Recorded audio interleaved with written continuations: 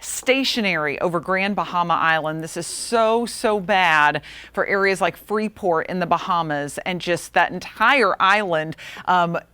Folks have died because of this storm, because it is so massive. We're producing incredibly high levels of water from it. The wind alone can be deadly with these kind of storms. Now it is at 130 miles per hour.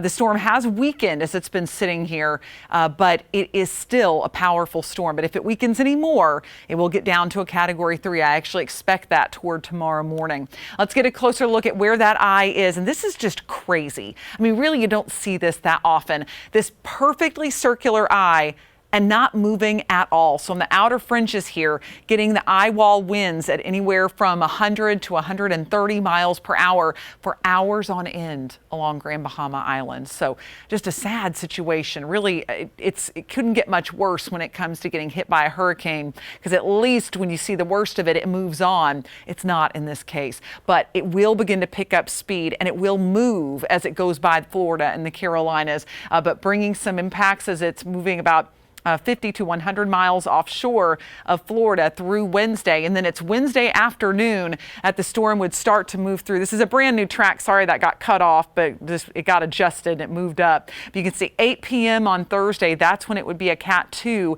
moving along the North Carolina coastline, likely being about 60 miles off the coast of Charleston, about 50 miles off the coast of Myrtle Beach as it moves north. So it will be downgrading from a 3 to a 2 as it looks now as it's moving by the Carolinas. We'll take a look at those winds here in a second. But this was the old arrow I had drawn. That's 40 miles right there. So it's looking like about 60 miles potentially off the coast in this latest track. So good news. It's actually moved a little farther from the Carolina coast, which would take a little more significant impact away. But we're hoping that trend will hold. Category 1 storm as it's moving well away from the United States by 8 p.m. on Friday. So by this weekend, looking good. But why in the world is it not moving right now? High pressures on both sides of it are keeping this thing from going anywhere. Flowing clockwise, we have a flow that's going from north to south to the west, and then to the east of it, one that's going from south to north. So these opposing wind flows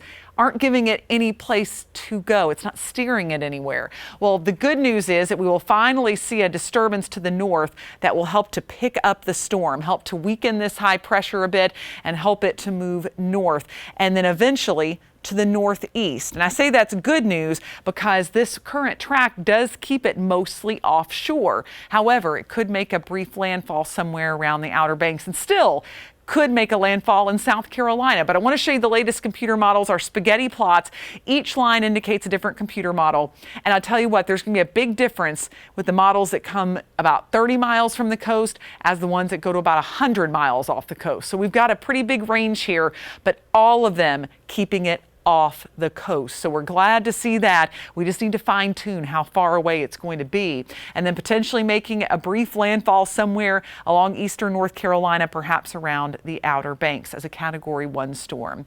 So Wednesday through Thursday, that's our main time for concern when it comes to this storm. 40 to 60 mile per hour winds along the South Carolina coast. I think that's possible. If it is going to take that center track and be about 60 miles offshore, it may not be that strong. But right now, I think at least 40 to 60 is possible with gusts higher than that. Periods of heavy rainfall, 3 to 7 inches, and of course that storm surge, the rise in water. We could see the rise anywhere from 4 to possibly 10 feet in some areas, and that would be devastating for the low country. That's where we're going to have the biggest impacts, right along the coast. You go into the western Carolinas, very little impact. In fact, we'll barely have our weather affected by it.